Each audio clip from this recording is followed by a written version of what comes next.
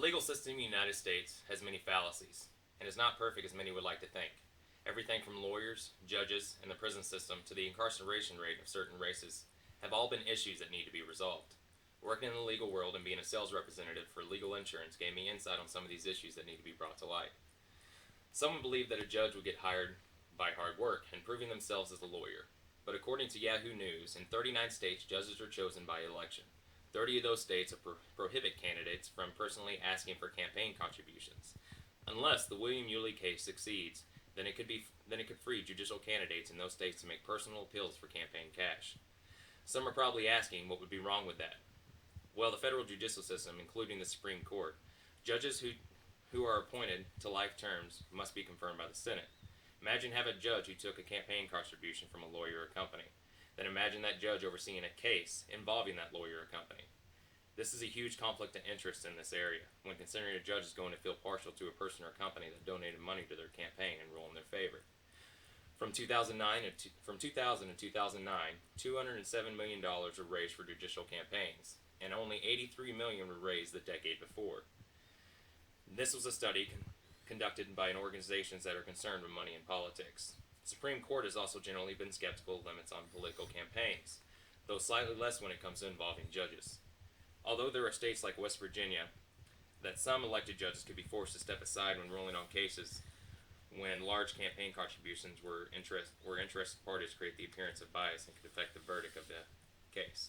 There have been lawyers who have come out against this, There have been lawyers that have come out against judges asking for campaign contributions. One stating, if you say no, they will make sure they point out where you should send their campaign money next election. This issue is an incredibly sensitive one, and there should be laws and regulations that prohibit acceptance from conflicting parties, whether it's a judge or politician. Another troubling and overlooked issue with the judicial system in the United States is the prison system. Outlawed at the beginning of the 20th century, private corporations are once again owning and operating prisons for private. In the mid-1980s, the prison system, after 15 years of growth, ran out of money. States used to ask voters for cost approvals to build new prisons, but voters stopped voting yes. They started voting no. So many prisons searched out for private investors, venture capital, both to fund new prison projects and to run the prisons themselves for a cost of $30 to $60 a bed per day. They began what is known today as the for-profit private prisons industry. In the late 1960s, the U.S. began to expand powers of law enforcement agencies across the country, generating by the 1970s an unprecedented reliance in incarceration to treat social, political, economic, and mental health problems. The labeling of new acts as crimes and increasing the punishment for other crimes caused a prison boom, which leads to today about 10% of all prisons being privatized prisons. And three of those largest firms being CCA, Wackenhut Corrections Corporation, and Cornell Corrections Inc., which made from the 1970s 280,000 people incarcerated till 2000, where we have over 2.4 million people incarcerated. The federal government also contracted them with the house of growing number of undocumented immigrants and resident aliens. While some of the companies have facilities in countries outside the USA, other critiques have concerned with the powers and influence for profit prisons. At the time which much public disclosure is questioning the war on crimes and the war on drugs being fought as wars, critics claim that the incentive of profit skews public disclosure away from reasoned debate about viable solutions for all these social problems.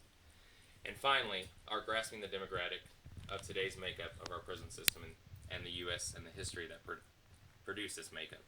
Roughly 50% of African Americans, 35% of Latinos, and 15% white are in our current prison system. The privatization of prison threatens to reinstitute a link between race and the commerce that has not been seen since the 1800s. According to the Huffington Post, 1 in 3 blacks males will be arrested compared to 1 in 6 Latinos and 1 in 17 whites. The UN Human Rights Committee said racial minorities are more likely than white Americans to be arrested. Once arrested, they are more likely to be convicted, and once convicted, they are more likely to face stiffer penalties.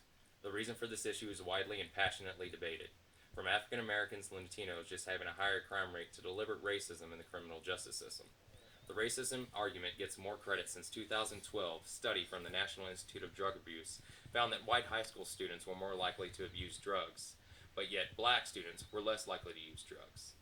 On the alternative, blacks are also more likely to be stopped than whites while driving or walking when it comes to suspicion of having an illegal substance. It is easy to cast judgment on someone who's been convicted of a crime and think they should spend their life in prison. On the other hand, does that person deserve to go to prison, and does the punishment fit the crime?